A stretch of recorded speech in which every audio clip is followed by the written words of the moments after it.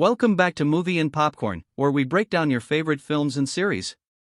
Today, we're diving into an adrenaline-fueled, action-packed adventure spy movie. Title: Beneath the Bunker. One snowy Christmas evening, the first family is en route from Camp Cedar to a campaign fundraiser when disaster strikes. A massive tree suddenly falls across the road, causing the motorcade to skid uncontrollably over black ice on a bridge.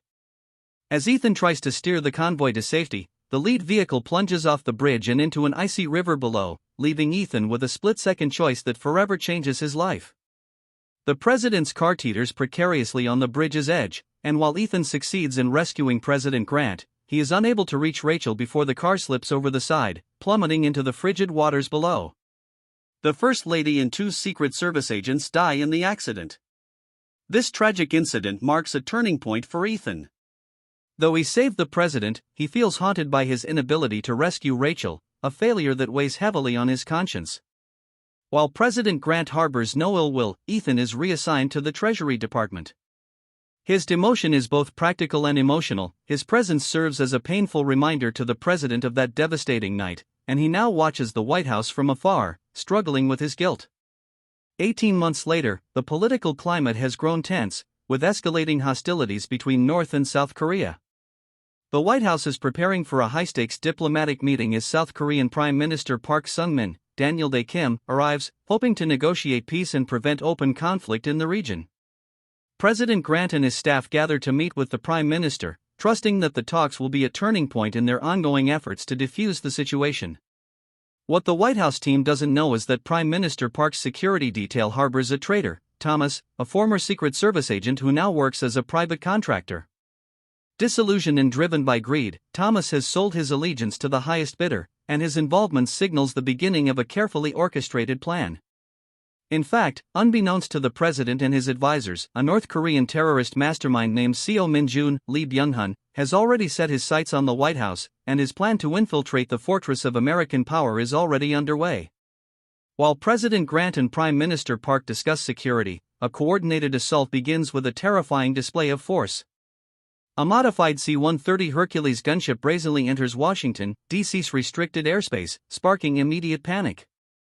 As it nears the White House, it unleashes a relentless barrage of bullets and explosives, tearing through buildings, decimating armed responders, and plunging the area into chaos. In a matter of moments, what was once the symbol of American security becomes a battlefield. Simultaneously, guerrilla forces disguised as South Korean agents storm the White House grounds, overwhelming Secret Service agents with lethal force and sophisticated weaponry. Inside the White House, agents mount a desperate but ultimately futile resistance, and many fall in the line of duty. The last message transmitted by Secret Service agent Jansen, Michael Pena, confirms the unthinkable: Olympus has fallen. The White House is now in the hands of Seo and his heavily armed forces, who have executed the takeover with chilling precision. Among their many casualties are members of the president's team, leaving President Grant and a few high-ranking officials trapped in a fortified bunker deep below the White House. As Seo's men eliminate anyone in their path, he takes control of the bunker and reveals his intentions. Prime Minister Park is killed almost immediately as Seo's plan unfurls. Driven by a ruthless vision for a unified Korea free from American interference, Seo sees his attack as a means to a new world order. Beyond his political goals, he harbors a deeply personal vendetta. His parents suffered under American influence in Korea, with his mother killed by a landmine and his father executed for opposing the regime. Seo's strategy goes beyond mere hostage-taking. He seeks access to the Cerberus codes, a nuclear failsafe system capable of detonating America's missiles in their silos. If he succeeds in accessing all three codes, he'll gain control over America's nuclear arsenal, with the power to devastate the nation. These codes are entrusted to three individuals: President Grant, Vice President Eduardo Sanchez, and Secretary of Defense Catherine Quinn. Determined to leverage the president's life for his ultimate goal, Seo begins interrogating the hostages, coercing the codes from Sanchez and Quinn. Meanwhile, across the street at the Treasury Department, Ethan watches the horror unfold, and his instincts as a protector ignite. Knowing the White House layout intimately, he infiltrates the building through a hidden tunnel. Moving with purpose, Ethan eludes detection, neutralizing enemies as he makes his way to the heart of the battle. With his skill and familiarity with the White House's layout, he disables internal surveillance and locates a satellite phone. Contacting acting President Henry Mitchell, Morgan Freeman, who has assumed leadership amid the crisis, Ethan informs him of his plan to eliminate the threat from within. Mitchell and Secretary of Defense Irene Collins, Angela Bassett, grant Ethan full authorization to do whatever it takes to save the president. While CO focuses on obtaining the Cerberus codes, he realizes that Alex, the president's son, could be a valuable pawn. Using Alex would likely break President Grant's resolve, but Ethan is one step ahead. Familiar with every hiding spot Alex might use, Ethan locates the boy in a concealed crawlspace and quickly extracts him, ensuring CO cannot use him as leverage. With Alex safe, Ethan resumes his mission to eliminate CO's men systematically. Meanwhile, Mitchell authorizes a SEAL team assault on the White House, hoping to regain control. However, CO's forces deploy an advanced U.S.-made Hydra 6 anti-aircraft gun system, annihilating the SEAL team before they can even reach the building. CO retaliates by killing Vice President Sanchez, escalating the crisis and cementing his reputation as a ruthless adversary. The situation reaches a critical juncture when Ethan disables CO's communications, cutting off his contact with the outside world. Furious, CO attempts to execute Secretary Quinn in full view of the media, but Ethan intervenes just in time, rescuing Quinn and thinning the ranks of CO's men.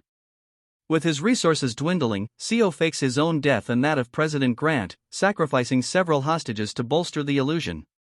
While the outside world believes the worst, CO remains in the bunker with Grant, determined to complete his plan.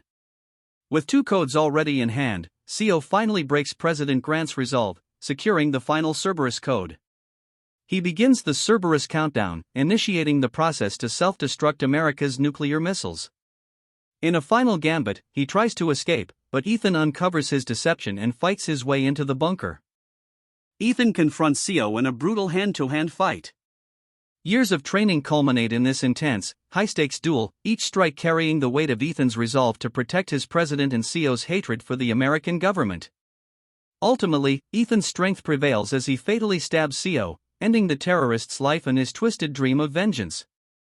With mere seconds to spare, Ethan disables the Cerberus system, averting the catastrophic nuclear meltdown. He and President Grant emerge from the White House, both injured but alive. Their survival is a testament to Ethan's skill and unbreakable loyalty, and the nation collectively breathes a sigh of relief. In the aftermath, the nation begins the long road to recovery, grappling with the magnitude of the attack on its most iconic institution. President Grant, recognizing Ethan's bravery and dedication, restores him as head of his security detail, allowing him to continue the role he was born for. As President Grant addresses the country, Ethan stands by his side once again, resolute in his commitment to protect his leader and his nation. And that's a wrap on our recap of this thrilling adventure on Beneath the Bunker. Don't forget to like, subscribe, and hit that notification bell for more exciting recaps from Movie and Popcorn. Until next time, keep the popcorn popping.